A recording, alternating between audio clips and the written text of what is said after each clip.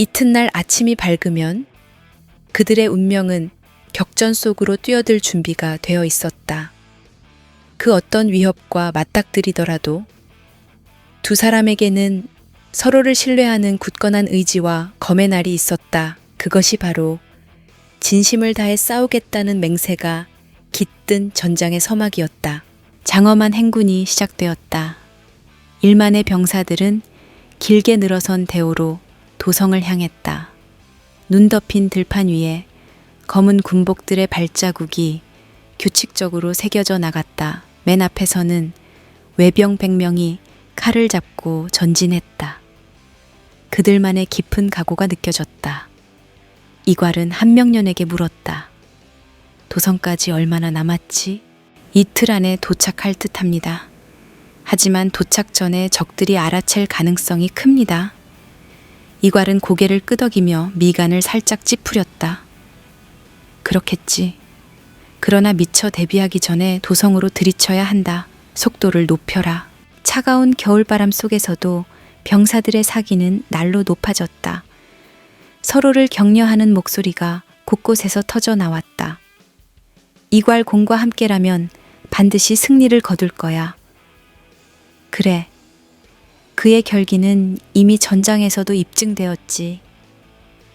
선봉에 선 외병 포로들도 묵묵히 걸음을 재촉했다. 뒤돌아볼 수 없는 길이었고 그들도 이번 전투를 통해 새로운 시작을 꿈꾸고 있었다. 이괄은 긴 행렬을 돌아보며 중얼거렸다. 10개월 동안 중앙에서 밀려나 있었지. 하지만 이제 내가 직접 이 나라의 심장부로 돌아가겠다. 그의 목소리는 얼어붙은 대지 위에서도 흔들리지 않았다. 도성으로 향하는 길에는 거센 눈보라가 휘몰아쳤지만 그의 마음속 불꽃은 더욱 거세게 타올랐다. 1624년 1월 22일 이괄은 영변을 떠나 도성을 향했다. 차가운 겨울바람과 눈보라 속에서 그의 군대가 만들어내는 발자국은 규칙적인 리듬으로 이어졌다. 그것은 단순한 군대의 이동이 아니었다. 그의 분노와 잃어버린 명예, 그리고 모든 병사들이 가슴에 품은 정의에 대한 열망이 만든 행진이었다. 도성에 이르러 펼쳐질 운명을 감히 예측할 수 없었지만 이괄은 단 하나만을 믿었다. 우리는 다시 그곳에 서야 한다. 우리가 지켜야 할 명예를 위해. 그의 의지는 눈보라를 뚫고 앞으로 나아가고 있었다.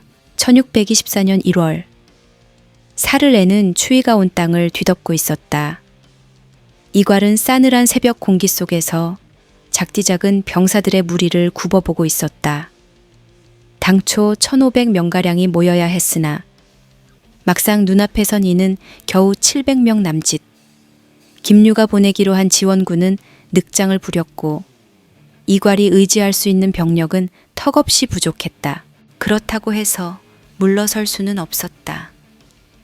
이미 반란군을 진압하기 위한 움직임이 시작되었고 이대로 주저앉아 있다가는 결국 더 큰 칼날만 맞이할 뿐이었다. 이괄은 검을 움켜쥔 손에 힘을 주며 병사들을 향해 단호하게 선언했다. 우리는 숫자가 부족하다. 하지만 지금 이대로 묵묵히 기다린다면 기다리는 것은 진압군의 칼날뿐이다. 나아가야 한다. 병사들은 목소리가 높아진 장군을 바라보며 잠시 흔들렸지만 점차 그의 결연함에 동화되었다.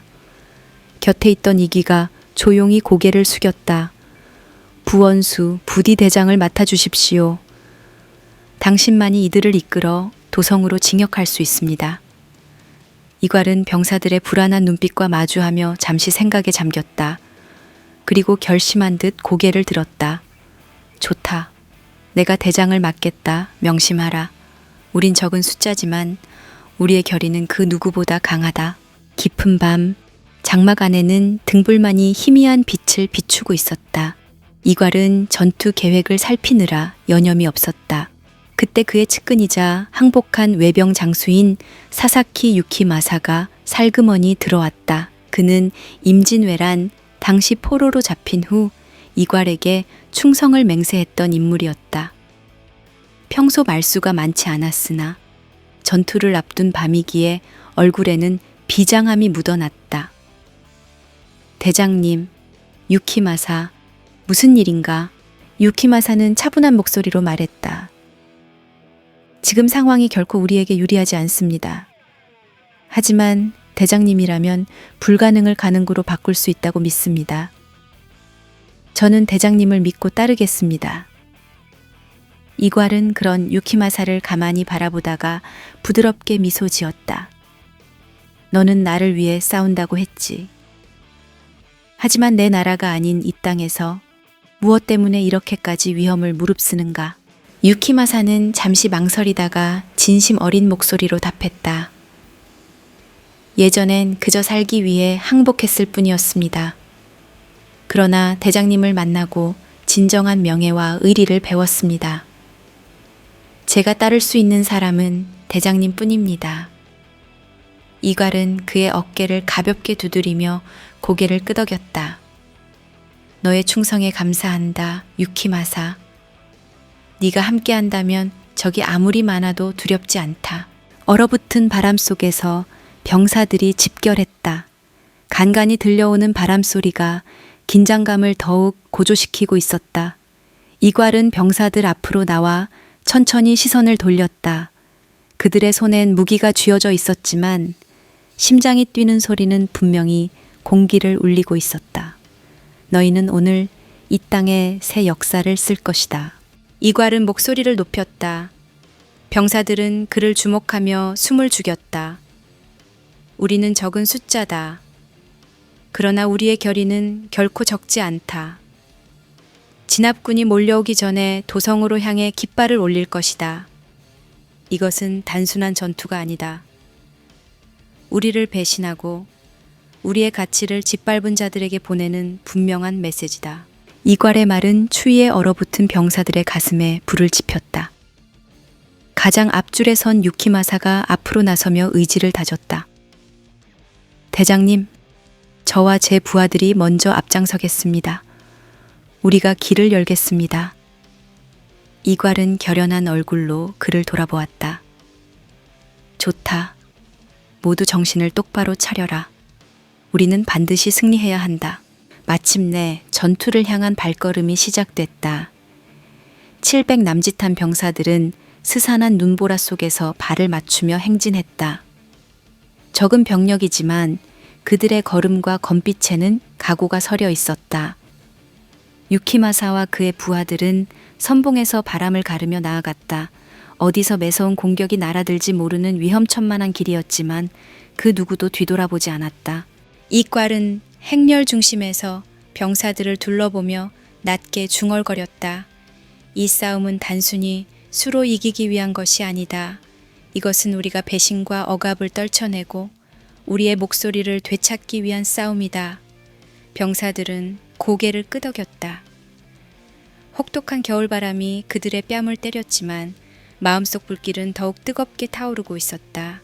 그날 이괄과 그의 700 병사들은 눈보라를 뚫고 도성을 향해 진역을 시작했다. 많은 이들은 이를 무모한 반역이라 비웃었다. 하지만 이괄의 발걸음에는 흔들림이 없었다. 그에게는 적은 수의 병사만이 남아 있었으나 적진을 뚫고 나아가리라는 결의는 가득했다. 그리고 그 결의의 중심에는 자신을 믿고 따르는 병사들을 절대로 배신하지 않겠다는 이괄의 의지가 있었다. 이날의 출정은 단순히 군사적 행보가 아니었다. 그것은 이괄이라는 한 장수가 억압과 배신에 맞서 외치는 준엄한 함성이었고 스스로의 명예와 생명을 걸고서라도 반드시 지키고 싶은 가치에 대한 증명이었다. 1624년 초 뼈를 내는 추위가 계속되던 어느 날 도성 주변의 병사들이 소란스럽게 움직이기 시작했다. 이미 반란의 기운이 곳곳에서 피어오르고 있었다. 김유는 자신의 처소에서 이 소식을 듣고 고뇌에 빠진다. 김유는 전령이 가져온 계획이 탈로 났다는 말을 듣고 손에 쥔 찻잔을 내려놓았다. 탈로가 났다고? 전령은 입술이 바짝 마른 채로 고개를 끄덕였다.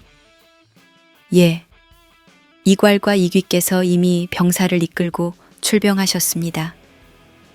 훈련도감도 움직이고 있어 시간이 많지 않습니다. 김유는 잠시 고민에 빠졌다. 반정 계획이 이미 들통이 난 이상 움직이지 않으면 자신과 그 세력이 몰락할 것이 뻔했다. 하지만 이 늦은 시점에 군사를 이끌고 간다고 해서 과연 이괄이 자신을 받아줄 것인가? 그것이 문제였다. 늦었을지도 모르겠군.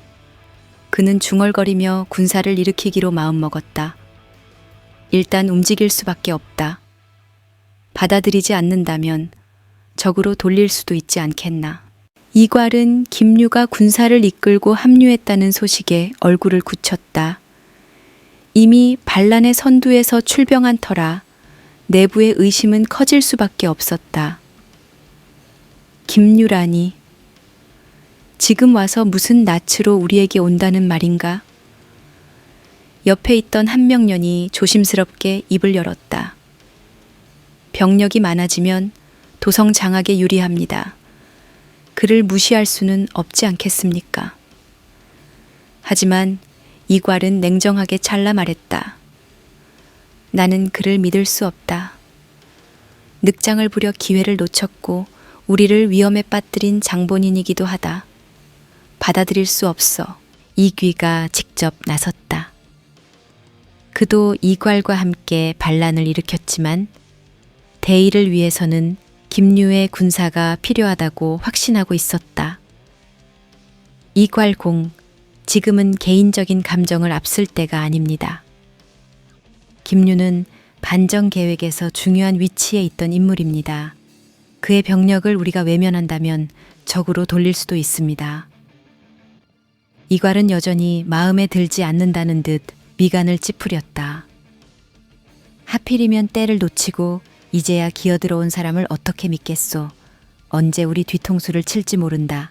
이귀는 한숨을 쉬며 설득을 이어갔다. 배신할 수도 있다고 의심하는 것은 이해합니다만 지금 우리가 해야 할 일은 도성을 장악하는 것입니다. 병력이 필요한 것도 사실이지 않습니까? 이괄은 이를 악물고 한동안 침묵했다. 하지만 이귀의 말이 틀린 것은 아니었다. 결국 이괄은 이귀의 중재에 따라 김유를 받아들이기로 했다. 휘하 병사들이 대열을 재정비하는 사이 김유가 직접 이괄 앞으로 나서서 고개를 숙였다. 늦어 죄송합니다. 이제부터나마 제 병력을 보태겠습니다. 이괄은 그의 눈을 매섭게 노려봤다. 김유공, 당신이 우리를 위험에 빠뜨렸던 것 잊지 않았다. 이번에 또 배신한다면 그때는 절대 가만두지 않겠다. 김유는 진심을 다해 사죄하고 성의를 보이려 애썼다. 그럴 일은 없을 겁니다. 이번엔 반드시 함께 승리를 거두겠소. 합류 이후 병력은 크게 늘어났다. 김유는 총지휘의 자리에 오르며 궁궐을 향한 징역 작전을 세밀히 다듬었다. 전투 경험과 인맥을 통해 쌓은 정보력으로 성문 공격의 시나리오를 구상했다. 궁궐은 방어가 탄탄하지만 훈련도감이 아직 모든 병력을 다 동원하지 못한 시점입니다. 최대한 빠르게 성문을 장악하면 승산이 있습니다. 이괄은 팔짱을 낀 채 김유의 작전을 듣고 있었다. 그를 불신하면서도 잘 짜인 전략이라는 것은 부정할 수 없었다. 좋다. 하지만 잊지 말아라. 또다시 발을 빼려 든다면 난 그때는 망설이지 않을 테니. 김유는 고개를 크게 끄덕였다. 제 이름과 명예를 걸고 장군을 실망시키지 않겠습니다. 그날 밤 마침내 도성을 향한 진군이 시작되었다. 하늘엔 먹구름이 드리워져 있었고 한기의 기운이 병사들의 방패와 갑옷을 시리게 했다. 김유는 선두에서 깃발을 잡아올리며 외쳤다. 정훈, 앞으로. 도성을 장악하지 못하면 우리 모두의 목숨도 끝이다. 이괄과 이귀는 후방에서 군사들을 독려했다. 발소리는 어둠을 가르며 도성을 향해 울려 퍼졌다. 아직 지피지기로 상황을 완벽히 장악하지 못했지만 그들은 위험을 감수하고서라도 도성을 손에 넣어야만 했다. 김류의 뒤늦은 합류로 반란군은 더욱 큰 힘을 얻게 되었다. 그러나 이괄의 불신과 김류가 다시 마음을 바꿀지도 모른다는 의심은 여전히 불씨처럼 남아 있었다. 도성으로 향하는 길은 군사의 칼끝이 부딪히는 전쟁터인 동시에 서로 다른 뜻을 품은 동지들이 함께할 수 있을 것인가를 시험하는 자리이기도 했다. 새벽녘 반란군의 발소리와 북소리가 도성의 성문 근처를 울릴 무렵 김류와 이괄의 시선이 교차했다. 그 눈빛에는 서로에게 잠재된 경계심과 동시에 성공을 위한 필사적인 결의가 공존했다. 이번이 마지막 기회다. 도성으로 가는 길이 열릴 것인가? 아니면 이들의 운명이 그 밤에 끝나고 말 것인가? 얼어붙은 공기 속에서 두 사람의 의심과 결의는 언제 끊어질지 모를 팽팽한 줄다리기를 이어가고 있었다. 1623년 3월 12일 저녁, 한양의 궁궐은 평소와 다름없이 고요함에 쌓여 있었다. 광해군은 침전에 앉아 녹차를 마시고 있었다. 달빛이 창틀 사이로 스며들어 그의 미간에 선 세월의 흔적을 어슴푸레 했다. 전란 이후 국정을 복구해온 시간들, 그는 스스로에게 자부심을 느끼고 있었다. 이 나라가 다시 전쟁의 소용돌이에 빠지지 않으려면 명과 후금 사이에서 균형을 잡아야 한다. 백성들이 또다시 피를 흘려서는 안 된다. 그는 창밖으로 흩어지는 달빛을 바라보며 중립외교의 성공을 확신했다. 백성들이 굶주리지 않는 세상을 만들겠다는 의지, 그리고 스스로 이룬 치적에 대한 만족감이 마음 한편을 든든하게 채우고 있었다. 그러나 이 날밤, 그는 어떤 불길한 낌새도 느끼지 못한 채 고요 속에서 잠들 준비를 하고 있었다. 사실 궁궐 내부에서 반정의 기미가 전혀 보고되지 않았던 것은 아니었다. 몇 주 전 젊은 환관과 내시 몇이 은밀히 광해군을 찾아 경고한 적이 있었다. 폐하, 도성 안서인 무리들이 수상합니다. 병사들 교대가 잦고 물자 이동도 평소보다 많아지고 있습니다. 광해군은 차를 젓던 손을 멈추고 그들을 쳐다보았다. 그리고 피식 웃으며 고개를 저었다. 그들은 언제나 나를 깎아내리려 하지. 그러나 백성들은 내 치세에 굶주림 없이 평온함을 누리고 있다. 그들이 감히 쿠데타 같은 것을 벌일 용기가 있을 리 없다. 그렇게 단언하며 문을 닫은 뒤 그는 다시 일상으로 돌아갔다. 내가 직접 전란의 폐허를 수습하고 민생을 살핀 이 시점의 반역이라니, 스스로의 정책에 대한 확신이 어느새 방심으로 뒤바뀌어 있었다는 사실을 광해군은 깨닫지 못했다. 1623년 3월 13일 새벽, 궁궐에는 낯선 함성과 북소리가 요란하게 울리기 시작했다. 기이한 소란에 눈을 뜬 광해군은 허둥지둥 침전에 들어온 환관의 기별을 듣고 얼어붙고 말았다. 폐하, 반정이 시작되었습니다. 서인 쪽 인물들이 병사를 이끌고 궁궐로 몰려옵니다. 벌떡 일어선 광해군의 목소리는 떨렸다. 반정이라니, 어찌 이런 말도 안 되는 일이. 환관은 숨을 돌리며 덧붙였다. 이미 군영의 일부와 내관이 저들과 손을 잡은 모양입니다. 성문을 열고 대오를 받아들이고 있습니다. 광해군은 믿을 수 없다는 듯 고개를 저었다. 순간 그가 보였던 자신감이 머릿속을 스쳐갔다. 그들이 감히 반란을 일으킬 리 없다고 하던 자신이 이제는 얼마나 어리석었나. 그는 벼랑간 공포 섞인 시선으로 침전 밖을 내다봤다. 새벽 공기 속에서 횃불이 요동치며 징역해오는 병사들의 함성이 드높았다. 광해군은 가까운 신하들과 급히 대책을 논의했지만 이미 모든 것이 늦어 있었다. 궁궐 주위 병사들의 배치는 서인 세력의 손에 넘어갔고 곳곳에서 서둘러 문이 열리고 있었다. 광해군은 제 입술을 깨물며 자문했다. 나는 도대체 어찌하여 이런 사태를 눈치채지 못했단 말인가. 옆에서 그를 모시던 내관이 고개를 숙이고 부드럽게 말했다. 폐하, 서인 세력은 병력을 은밀히 교체하고 숙직 일정을 조작하며 차근차근 반정을 준비했습니다.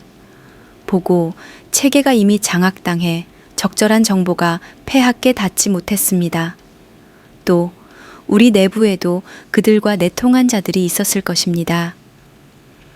광해군은 허탈한 표정으로 창틀을 움켜쥐었다. 나는 백성들이 나를 지지한다고 생각했고 서인들이라 해도 감히 내 왕좌를 위협할 수 없다고 여기고 있었다. 그러나 그들은 내 자만을 역이용해 완벽히 나를 속였구나. 바깥에서는 반정군의 북소리가 더욱 거세게 들려왔다. 새벽 하늘을 삼키듯 울려 퍼지는 함성이 궁궐의 담장을 뒤흔들었다.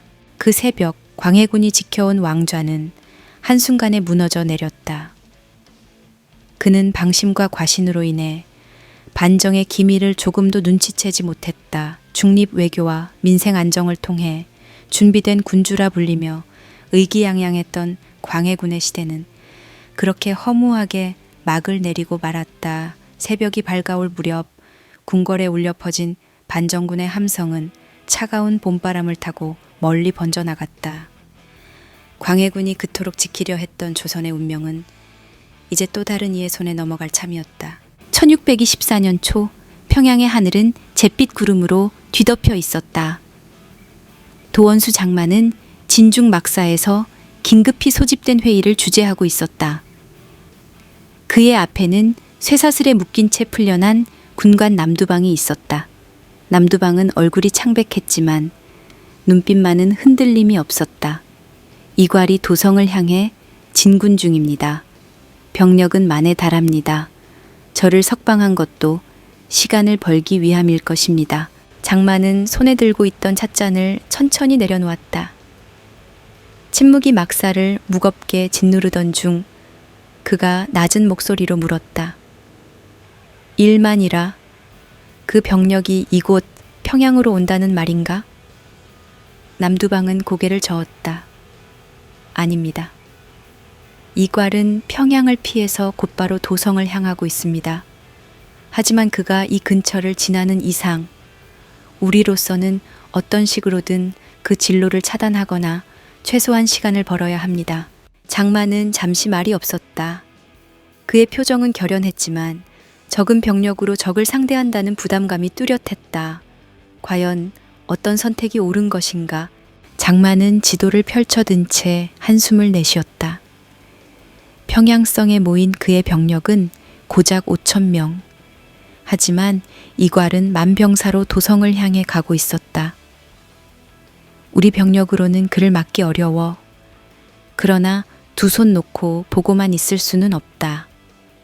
장만은 주변에 늘어서 있는 장수들을 둘러보며 힘주어 말했다. 즉시 성문을 닫아라. 방어 태세를 갖추고 가능한 모든 병력을 결집하라. 또한 도성에 반란 소식을 알릴 채비를 해야 한다. 우리까지 가만히 있으면 중앙은 순식간에 이괄에게 넘어갈 게다.